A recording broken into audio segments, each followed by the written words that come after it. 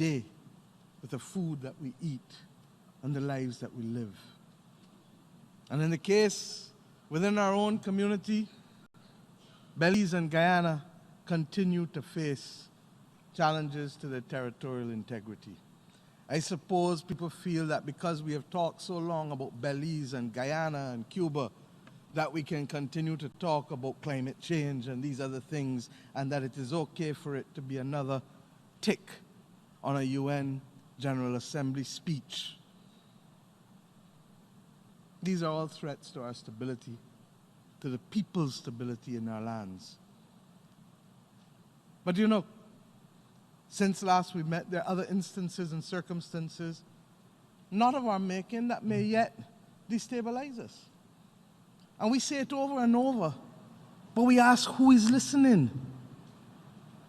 And you know, we don't come with tales of woe only. The Caribbean has produced excellence.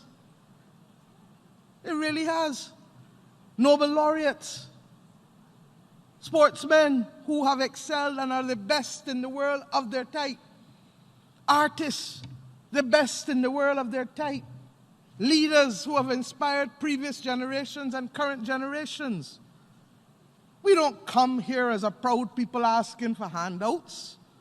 We don't want and will not be mendicant. What we want, no, what we need is fiscal and policy space. Fiscal and policy space to achieve sustainable development, to be nimble, to adapt, and to innovate in ways that allow us to be true and faithful to the task of bringing prosperity to our people, or as in the theme of this General Assembly, to eradicate poverty, to educate our people, to include all such that there's not some outside and some inside. We want an international order equally that recognizes that there must be different policy prescriptions to suit the circumstances that we all have. And we can still be friends, small and large, north and south, Christian, Hindu, Muslim, all different races, all genders. An equitable and just international order that is truly built on the principles of justice and fairness for all and not just for some. A United Nations that recognizes that as 74 years old, we must be able to have difficult conversations as mature people and solve them. Many in the developing world were persuaded or required to abandon policies that were designed for the majority of our population to be transformed. And those policies were fashioned to adopt a consensus that was settled in Washington, D.C. and named thereafter. And that ultimately, regrettably, was about the consolidation of wealth in the hands of a very few. That's why we have seen the growing inequality that we have seen in the world over the last few decades. That is why too many people over the world have become cynical about governments and about the benefits that they can bring to them. The fueling of the greed of a few threatens to undermine what little gains we have made since independence. And we judge ourselves harshly because independence is a recent phenomenon for us. Others who have taken 150 years to get where they have gotten are still stumbling and falling. And you want to judge those who have had less than 50 or 60 years to operate in a world that has not been made in their image and that does not reflect their interests. This is the fate, my friends, of simply too many. And Mr. President, despite our small size, the 14 countries of the Caribbean community have been able to play leadership roles of international import. I can't stand here today without talking about St. Vincent and the Grenadines, that has become the smallest nation of the world ever to be elected to the Security Council to sit on it. We are proud of them. In addition, and I want to speak to this, Because when CARICOM was confronted with the unfolding situation in Venezuela, I accompanied the then chairman of CARICOM, the Prime Minister of St. Kitts and Nevis, as well as the Prime Minister of Trinidad and Tobago, to meet in this building with the UN Secretary General in January of this year. And we met with many delegations. And some said we were wasting our time. And some said the time for talk was already over. And we said then, as we say almost 9 months later, the time for dialogue, the time for talk, my friends, can never be over in a world that wants peace and prosperity.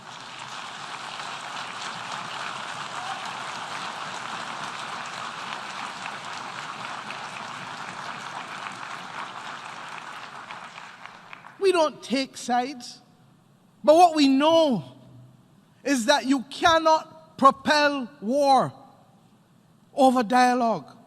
The people of Venezuela must be allowed to decide their own future in accordance with the principles of the United Nations Charter, principles of non-intervention, non-interference, prohibition of the threat or use of force, respect for the rule of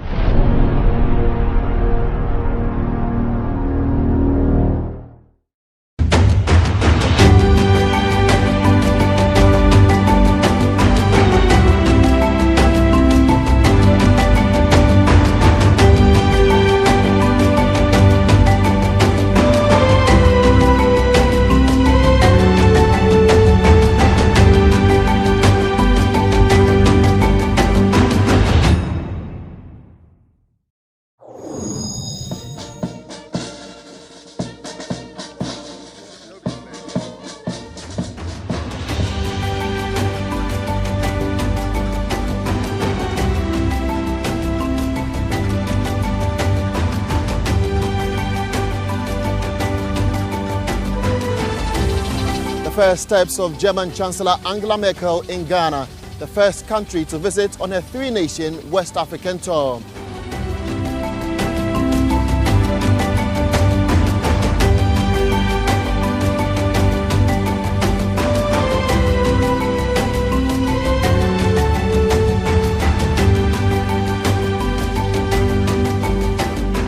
Welcoming her, Vice President Dr. Alhaji Mahmoud Bawumia.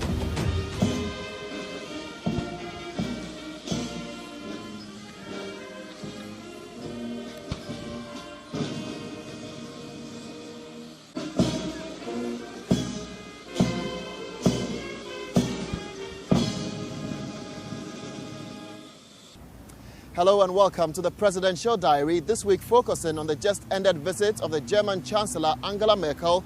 Over the past few months and weeks, have been focusing on Africa after hosting leaders from Niger and Angola in Berlin. Her visit to Ghana, Nigeria and Senegal is to strengthen the economic bond between Germany and Africa.